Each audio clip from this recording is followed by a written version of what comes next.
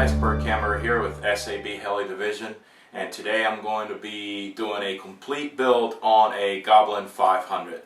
This is the first time I do a full build. This is a very long video, so I had to break it into sections. A total of 6 videos, starting with this one, which is number 1.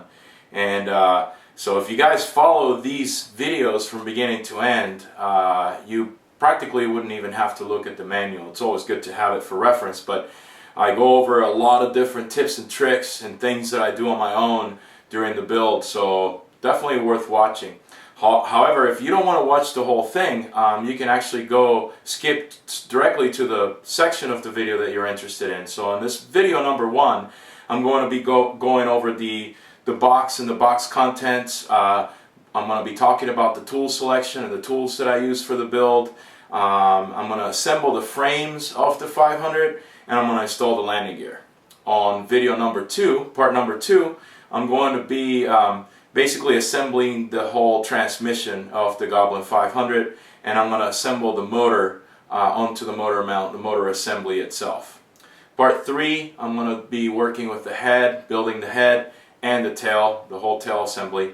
And then part number 4, I'm going to be installing the transmission onto the carbon frames. I'm going to be talking about servo installation, how I do the servo installation myself, and I'm going to finally go ahead and install the head onto the helicopter and the swash blade and so forth. Part 5, or video number 5, I'm going to be talking a little bit about gear ratio selection. I'm going to install the motor assembly onto the helicopter. I'm going to talk a little bit about the motor belt tension as well as alignment. And I'm going to talk a little bit about electronics placement, where to put the electronics on the helicopter. Finally, I'm going to build a tail push rod, which is kind of interesting the way I do it. And then I'm going to finish the boom assembly on the 500. Last part, which is part 6 or video number 6, I'm going to be actually installing the boom onto the helicopter. I'm going to be talking a little bit about tail belt tension and how to align your tail case and so forth. I'm going to talk about CG and how to install your batteries onto the battery trays, as well as some tips and tricks about the battery trays, inserting and removing the battery tray from the helicopter. I'm going to be doing a little bit of showing you the canopy preparation. And finally, I'm going to be talking a little bit about the serial number and what benefits you can expect from registering your Goblin 500. So let's go ahead and start the build. Okay, here's the Goblin 500 kit in the box, and we're just going to go ahead and open the box to see what's in it.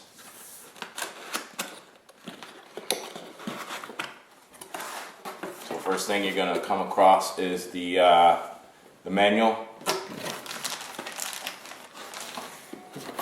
and then you're going to see all these little boxes inside the main box. Let's open them one by one.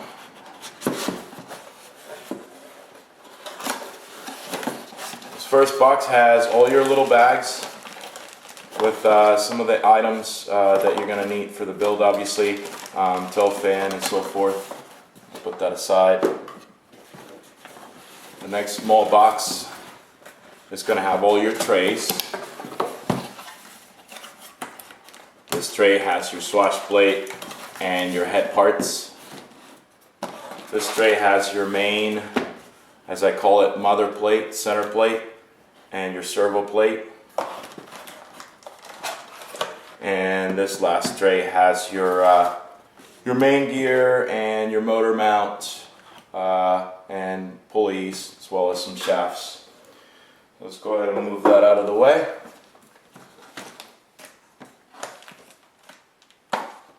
The big box here is going to have your canopy. Let's open that last. This is an empty box, and you might ask yourself why it's an empty box, because in the future we're going to have a combo version, so the combo components will go in this box.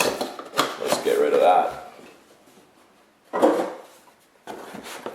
And last but not least, this long box. Let's open these last 2 boxes, the long one and the canopy one. Long box, it's going to have your boom,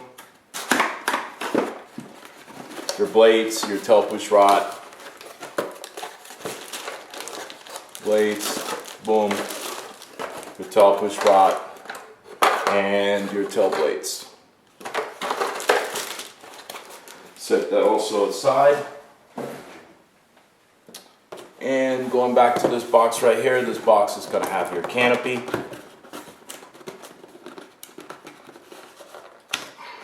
This one's tight. There we go.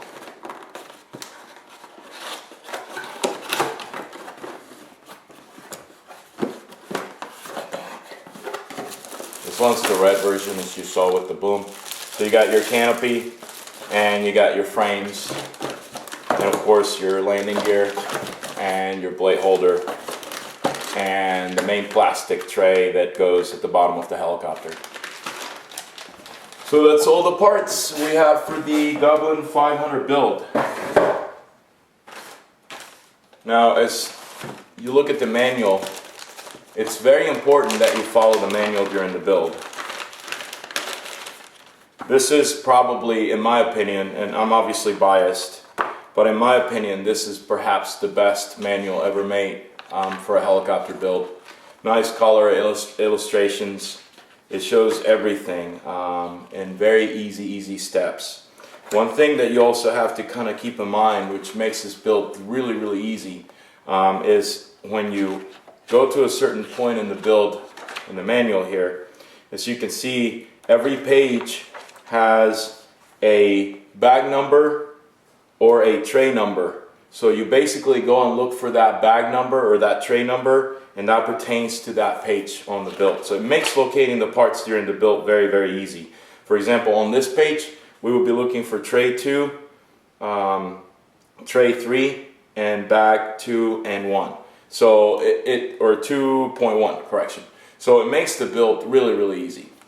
So what we're going to do is I'm going to go ahead and set a timer, and we're going to go ahead, I'm going to lay out everything I need, and it's a good idea if you read the manual and what they recommend in terms of tools for the build. But basically what I'm using for tools is, of course, I'm going to use all my hex tools right here. I have a 1.5, a 2, 2.5, and a 3. I'm going to have a flat and a Phillips screwdriver, even though you really probably won't even need those. I have some cutters, just because it's good to cut zip ties and stuff like that. Then I have some various L-shaped Allen wrenches. And I have an additional Allen wrench right here that I will use for the spindle bolt. I'm going to need 2 to tighten the spindle bolts. And I'm going to have some vice grips that I probably, hopefully, will not use. I have some regular pliers. I have some scissors just to cut the bags. And then I'm going to have a tri-flow type of grease for my thrust bearings. And I'm going to have a synthetic grease also, like a Vaseline. It says Vaseline grease in the manual, and what that means is that it has to be something that is not petroleum based, because you're just going to use that to lubricate your O-rings and the head, your dampeners. And you don't want to lubricate those with something really strong, especially if it's oil based, because what it's going to do is it's going to eat up the rubber over time. And I have some bowling pliers, and of course my blue Loctite and a green Loctite. I'm going to have some Alt CA here, and some just tri-flow oil, which I probably won't use. So last but not least, some various small wrenches. I believe you're going to need a number 7, but we're going to confirm that just to tighten your motor onto the motor mount onto the main tray. So let's go ahead and start with the build. Okay, we're going to go ahead and start building this. I want to set up a timer just for fun. I'm going to hit it now. Just going to leave it here throughout the video, and in my opinion, obviously again I'm biased, but in my opinion this is probably one of the easiest builds you'll ever do.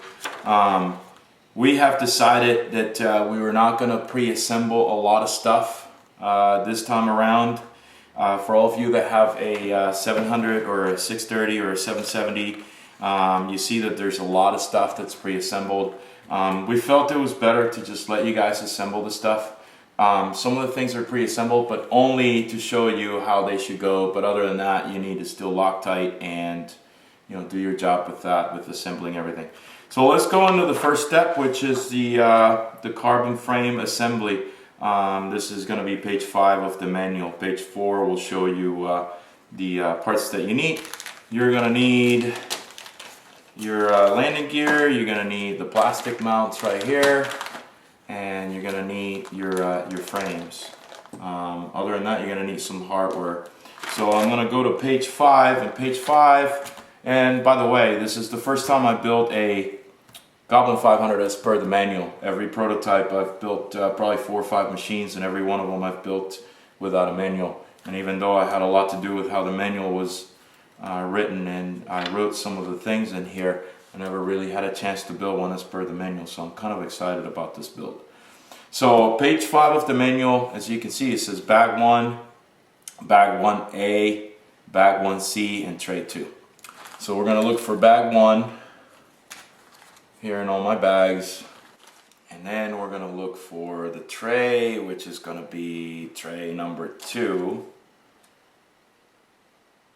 from 2, so it's right here. So I'm going to get all these parts out of these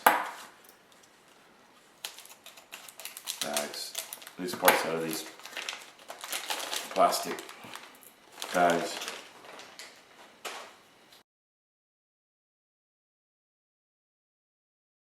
And I'm looking at this, and the bag says, the manual says bag 1A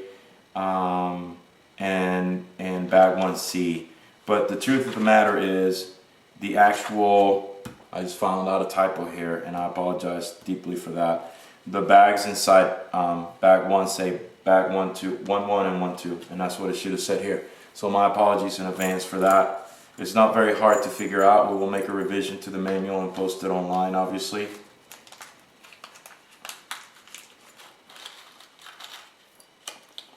Alright, I have everything out of the bags. I'm not missing anything. So here we go. Take the frames. So the first thing you're going to do is you're going to take your right frame, even though they're both the same, there's no difference in the way they were designed. You're going to sort of pick the right side of the helicopter, and the first thing you're going to do is you're going to mount the battery release block. I guess we call it battery block. And I don't know how you guys do your buildings, but usually what I do is I take a bag. I just put some Loctite on the bag because it makes it a lot easier to use the Loctite instead of opening this button, instead of pouring directly into the bolt. I'm going to take the tiny little bolt here, it shows in the manual. Use a little bit of Loctite.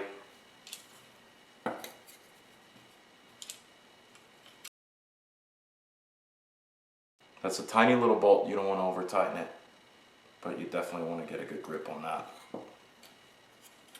Okay, the next step is we're gonna drill something here. This is the bottom of the helicopter. This is the tray that holds your ESC, your tail servo, your battery, your landing gear. It also holds your BC if you have one, or your receiver battery.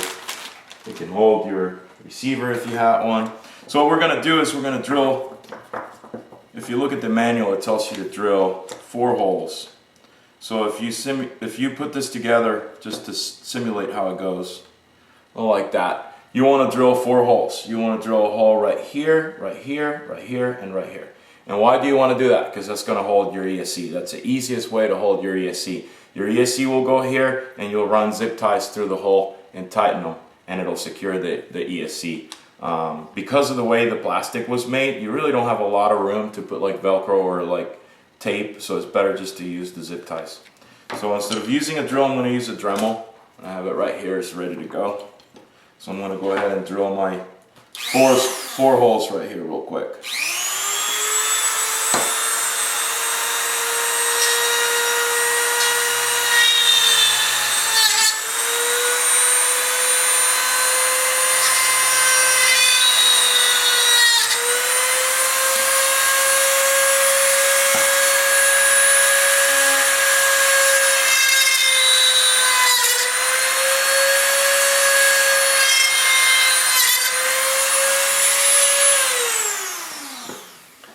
and I just made a disaster on my nice clean table here.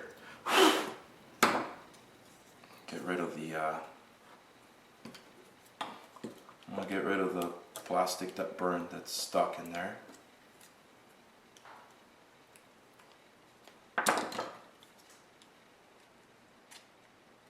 Should pop right off, and it did.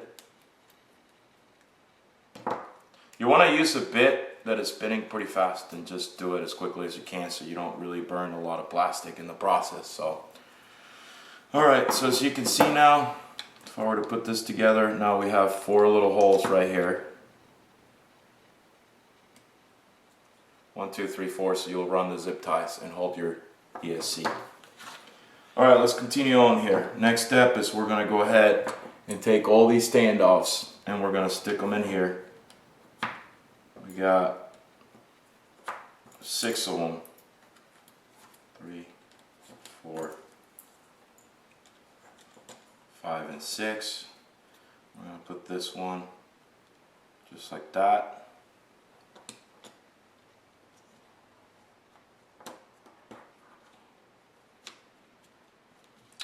Alright.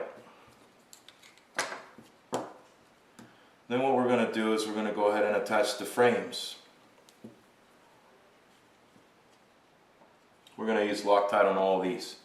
So remember what I told you before.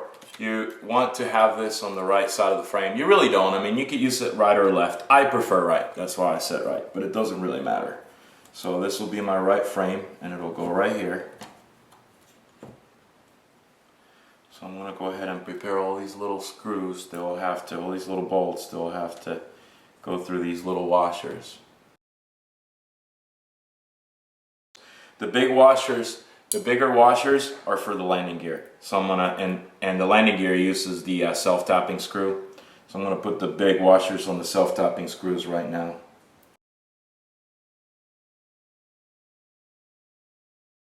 So I'm going to go ahead and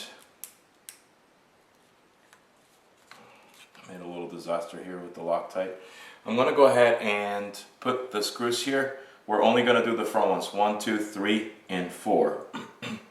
And we're not going to install the 2 last bolts right here. We're going to leave those out for now, okay?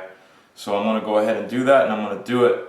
I'm going to put the other frame on the other side, and I'm going to do the same process. So let's go ahead and speed up the video here while I do this.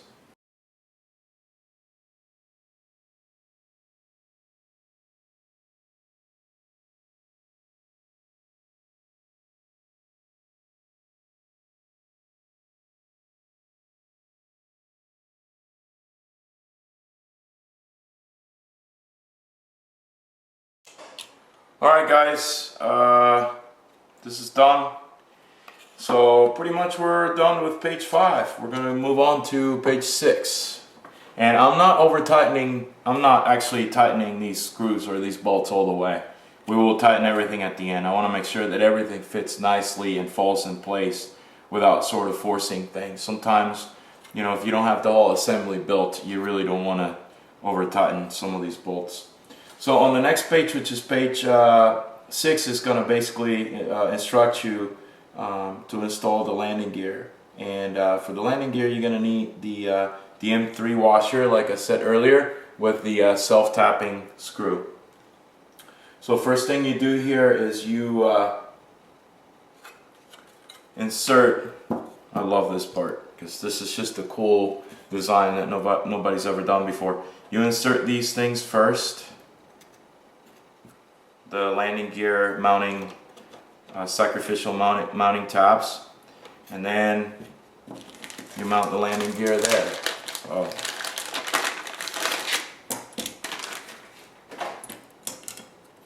the first one,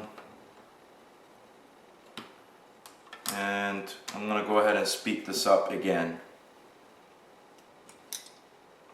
Oh, before I do, no Loctite needed on this. Obviously you're going into plastic with the self-tapping screw. So I'm going to mount both landing gears now.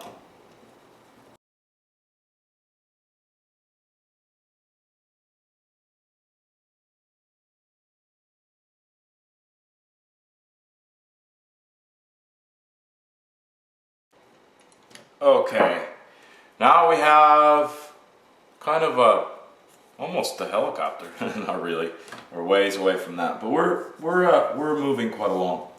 What we're gonna do next is we're gonna put the grommets.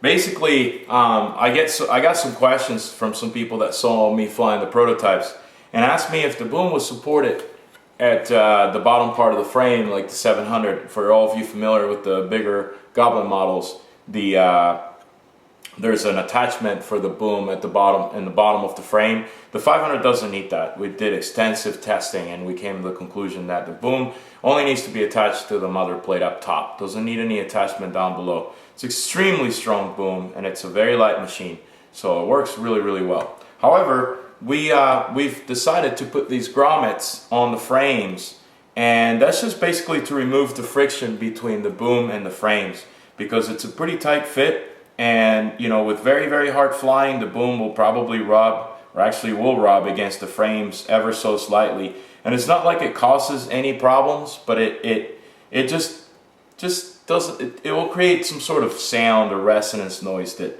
some people think there's something wrong with the machine or whatever. So in order to avoid that, we just decided to use these grommets, and the grommets work really well. And the cool thing about this is these are the same grommets you use in the canopy. So it's the same part number. It was easier to do it that way instead of developing a new part for this purpose. So it works very well. So we'll put these grommets in here.